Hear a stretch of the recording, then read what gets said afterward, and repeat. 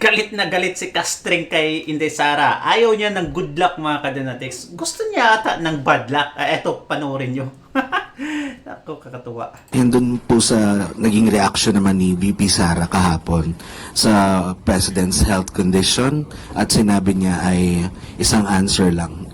Good luck. Ano po naman ang masasabi?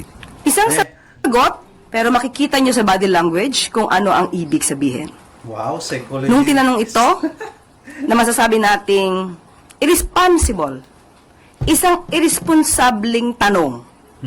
Dahil walang pinanghugutan, walang batayan. So, hindi pala pwede magtanong na ngayon mga kadonatics. Hindi na pwede magtanong ngayon sa kalusugan ng presidente. Irresponsable. Itinanong sa kanya, ano masasabi patungkol sa di umanong lumalalang kalusugan ng Pangulo. Doon pa lang sa word na lumalalang kalusugan, alam natin na walang basihan. Pero itinanong pa rin sa kanya. Kaya ang nakuha rin natin sa Vice Presidente ay isang irresponsableng sagot. Anong gusto niya? Good luck. With a smile. At lahat sa paligid niya ay nagtatawanan. Bilang isang Pilipino, Alangan mag-iiyakan, di ba? Alangan, mas maganda siguro kung sinabi na lang ni Inday Sara Duterte na bad luck. hindi natin gawi ang mangutya, pagtawanan, ang sino mang may sakit. Totoo. Lalong-lalo na kung ito'y ginagawa lamang.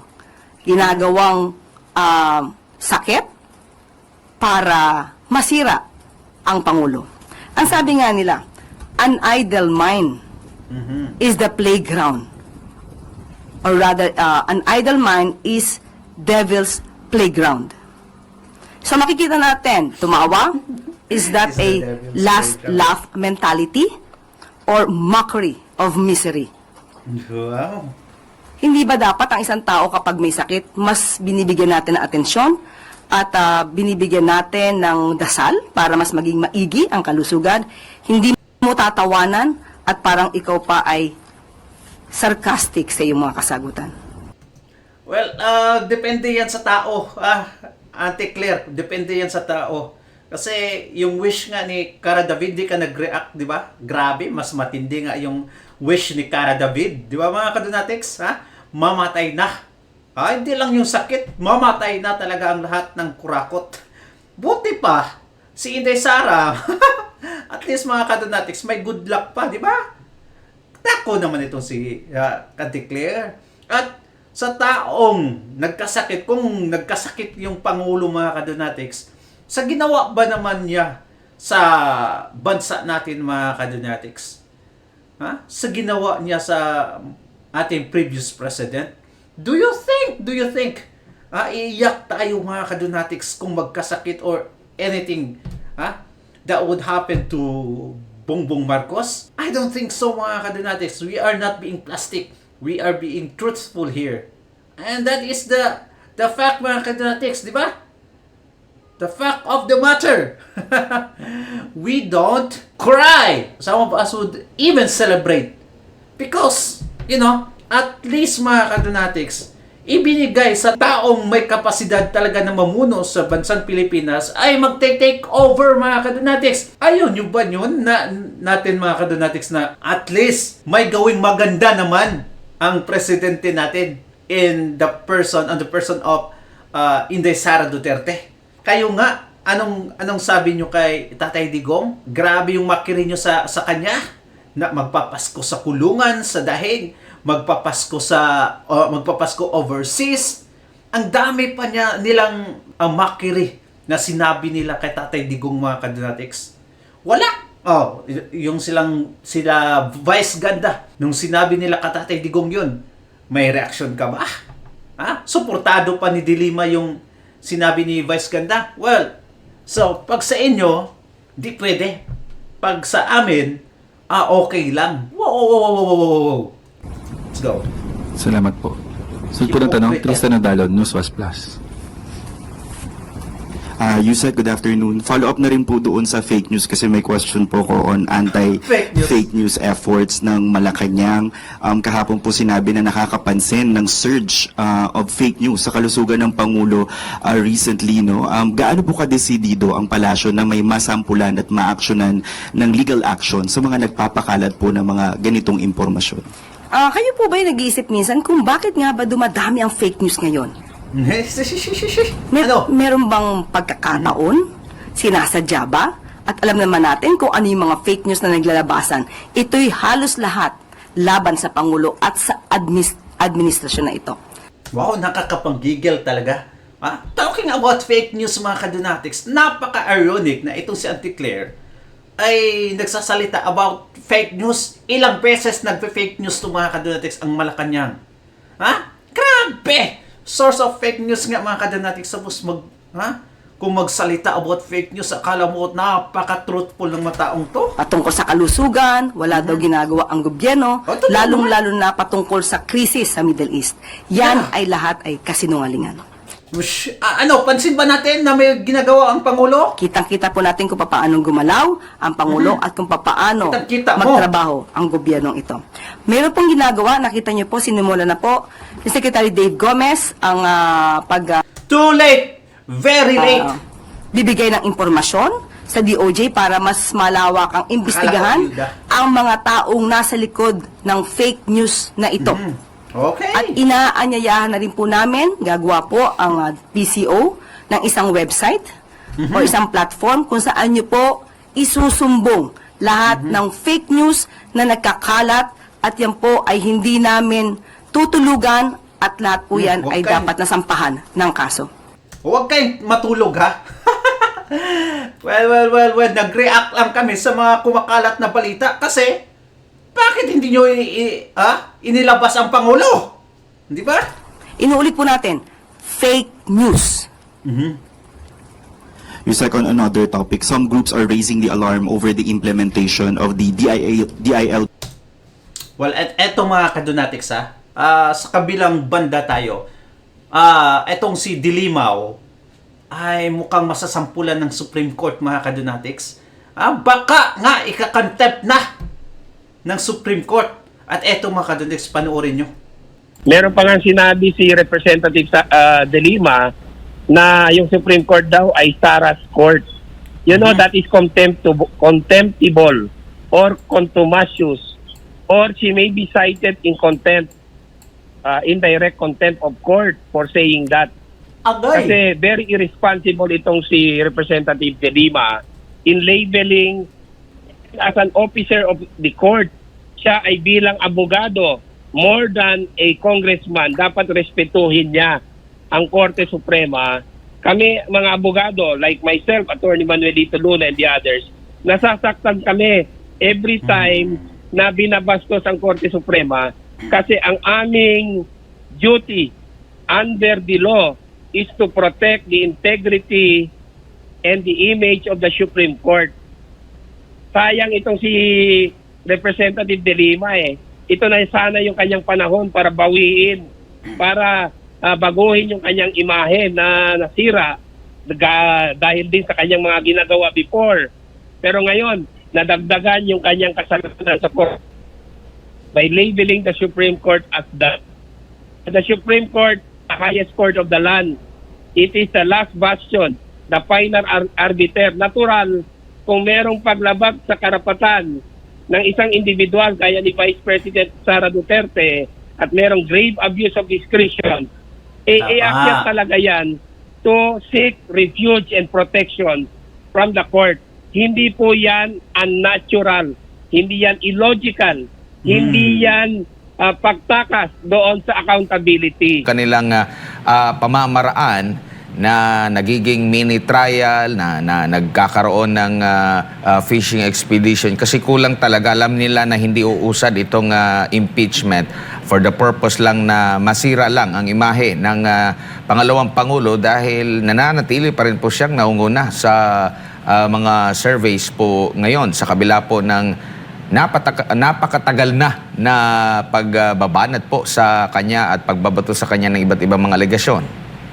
Eksakto yan ang iyong obserbasyon at obserbasyon ng ilang sektor na dinibol-dribble muna nila yan para sirain, pahiyain ang ating mahal na Vice Presidente Sara Z. Duterte. Yun ang intention dyan politika, pamumulitika na hindi na yung sagradong proseso. Binastos ng House Committee on Justice ang proseso ng impeachment. Kaya nga ito inakyat kasi why will the Vice President bring a petition for certiorari and prohibition with a prayer for temporary restraining order kung hindi nila nakikita itong mga galaw na ito? They are in a better position than us, the general public, para makita yan. Kaya tama yung ginawa ng ating Vice Presidente Sara Z. Duterte. Opo. And dito po sa paghakbang ng Korte Suprema, mali po ba na magpasaklolo yung isang individual kung meron siyang nakikita? Kasi after nung dumulog ang pangalawang Pangulo, abay pinuna ang naging hakbang ng Vice President ng ilan sa mga taga-andyan sa House Committee on Justice. Grabe yung kanilang mga pagpuna na parabang walang karapatan ang pangalawang Pangulo na mag-question doon sa prosesong kanilang ginagawa. Alam mo, natural talaga maging defensive sila kasi mali yung kanilang ginagawa Kasi kung tama, hindi ganun ang kanilang reaksyon. So that kind of reaction diba? on their part only proves na mali yung kanilang ginagawa. Meron pa nga sinabi si Representative De Lima na yung Supreme Court daw ay Sara's Court. You know, that is contemptible or contumacious, or she may be cited in contempt, indirect contempt of court for saying that. Kasi very irresponsible itong si Representative De Lima in labeling as an officer of the court. Siya ay bilang abogado, more than a congressman, dapat respetuhin niya ang Korte Suprema. Kami, mga abogado, like myself, Attorney Manuelito Luna and the others, nasasaktan kami every time na binabastos ang Korte Suprema kasi ang aming duty under the law is to protect the integrity and the image of the Supreme Court. Sayang itong si Representative De Lima Ito na sana yung kanyang panahon para bawiin, para baguhin yung kanyang imahe na nasira dahil din sa kanyang mga ginagawa before. Pero ngayon, nadagdagan yung kanyang kasalanan sa court by labeling the Supreme Court as the Supreme Court, the highest court of the land. It is the last bastion, the final arbiter. Natural, kung merong paglabag sa karapatan ng isang individual gaya ni Vice President Sara Duterte at merong grave abuse of discretion, iakyat talaga yan to seek refuge and protection from the court.